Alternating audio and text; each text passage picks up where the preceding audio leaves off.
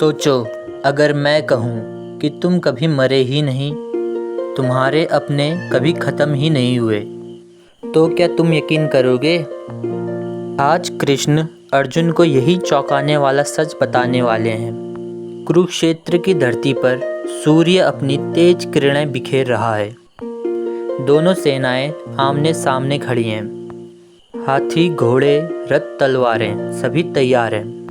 लेकिन अर्जुन गांडीव नीचे किए रथ के बीच में खड़े हैं, आंखों में नमी और दिल में भारीपन।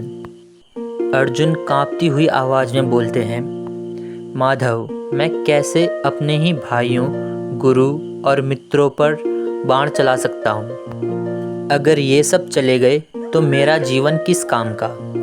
कृष्ण मुस्कुराते हैं, उनकी आंखों में करुणा और चेहरे पे शांति है। अर्जुन, तुम जिसको मारने से डर रहे हो वह केवल शरीर है। ये शरीर मिट्टी का बना है और मिट्टी में ही मिल जाएगा। आत्मा न जन्म लेती है और न ही मरती है। श्री कृष्ण कहते हैं, जैसे इंसान पुराने कपड़े छोड़कर नए कपड़े पहनता है, वैसे ही आत्मा भी पुराना शरीर छोड़कर नए शरीर में चली जाती है। इसलिए जो मर रहा है वह शरीर है, आत्मा तो अमर है। अर्जुन चुप हैं। उनकी आंखें अभी भी कृष्ण पर टिकी हैं, जैसे कि उनसे सवाल पूछ रही हैं। कृष्ण कहते हैं, तुम्हारा कर्तव्य है धर्म की रक्षा करना। युद्ध से भागना तुम्हारे स्वभाव के खिलाफ है।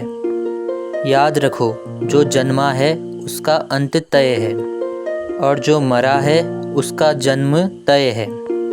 आज के समय में भी जब हम किसी को खोते हैं, चाहे वो रिश्ता हो, कोई नौकरी हो या कोई प्रियजन, हम टूट जाते हैं, सोचते हैं कि सब खत्म हो गया। लेकिन अगर हम कृष्ण की इस बात को समझ लें तो हमें पता चलेगा कि कुछ भी स्थायी नहीं है। बदलाव जीवन का हिस्सा है और आत्मा कभी खत्म नहीं होती। यह समझ हमें कठिन समय में मजबूत बनाए रखती है। कल कृष्ण अर्जुन को वह राज बताएंगे जो डर को हमेशा के लिए मिटा देगा और उन्हें फिर से युद्ध के लिए खड़ा कर देगा। लाइक और सब्सक्राइब करें। धन्यवाद।